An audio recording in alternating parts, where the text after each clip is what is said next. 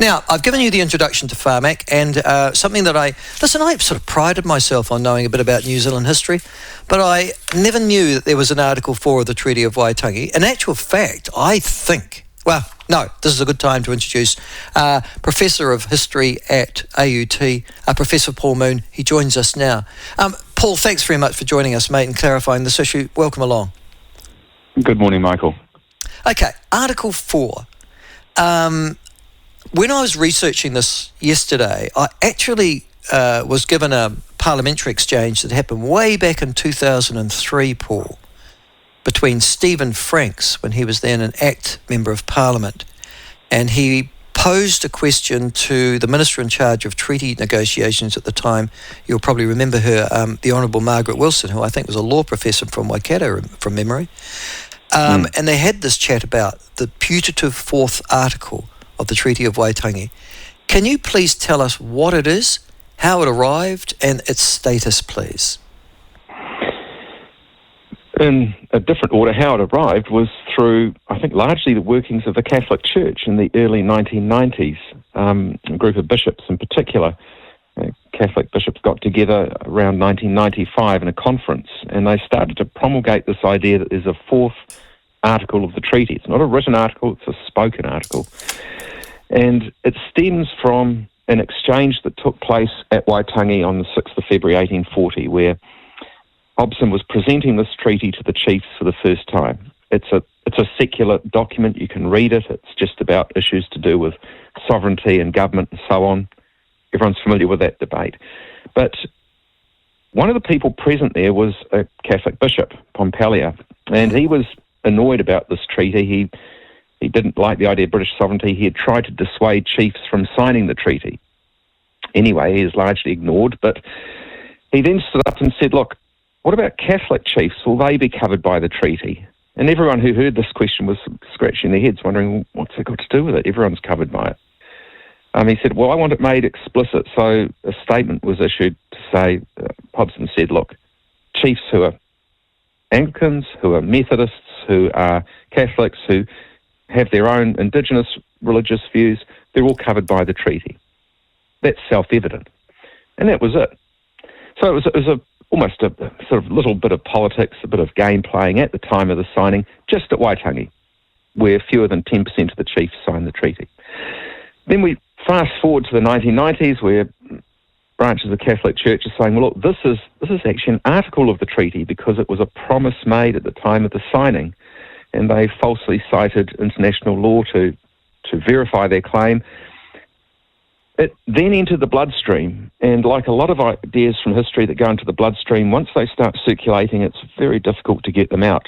And so even now, we have people popping up saying, well, this is a fourth article. It's not under international law. It's not under our own domestic law. As you mentioned, Margaret Wilson, who was Attorney General, rejected the idea. The Waitangi Tribunal rejects it. It's a fiction, but obviously, as I say, it still has traction in some quarters. So it has been officially out. Yeah, I noticed that Margaret Wilson officially rejected it in 2003 in the House. And you're saying that the Waitangi Tribunal, Paul, have rejected it too?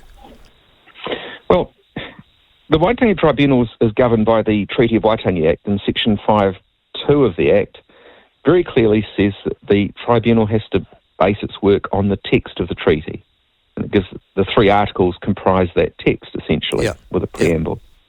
No reference to a fourth article. So the tribunal, by law, cannot deal with this, and it doesn't accept claims on the basis, or doesn't resolve claims on the basis of this article. So both in practice and by law, it doesn't. Under international law, the Vienna Convention on Treaties, Article 2, makes it really plain what treaties are. They're an international agreement between sovereign states in a written form. So under international law, under our own law, under precedent, under decisions by politicians, the so-called fourth article has no status whatsoever.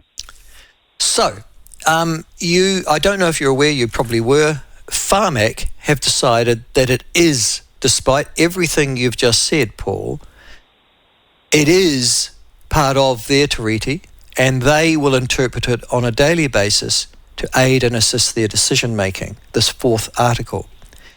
So how does a government agency responsible for such incredibly important decisions end up adopting the fourth article as its official policy?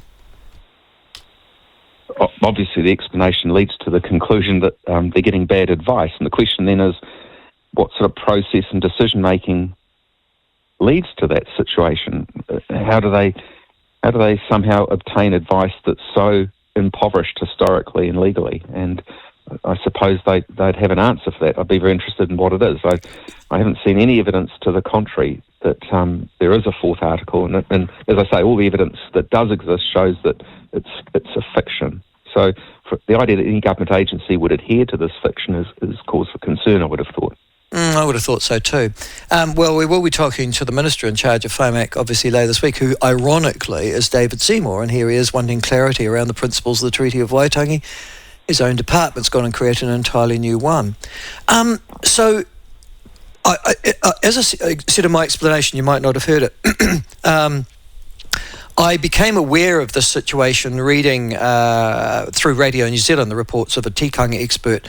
You probably know him, do you? And that was Dr. Karaitiana Taiuru. Yes. Yeah. And he's written about this. Yeah.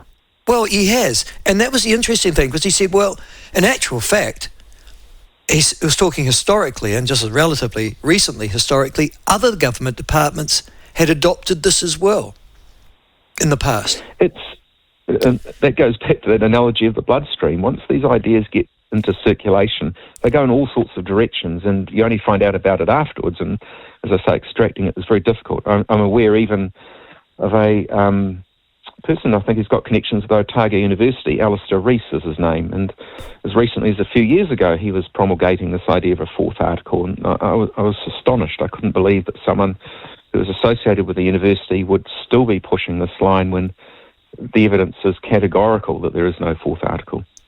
The argument that I have read, actually I think from Rees actually over the weekend, and I think he made a submission along those effects to the treaty, to the Waitangi Tribunal too, Paul.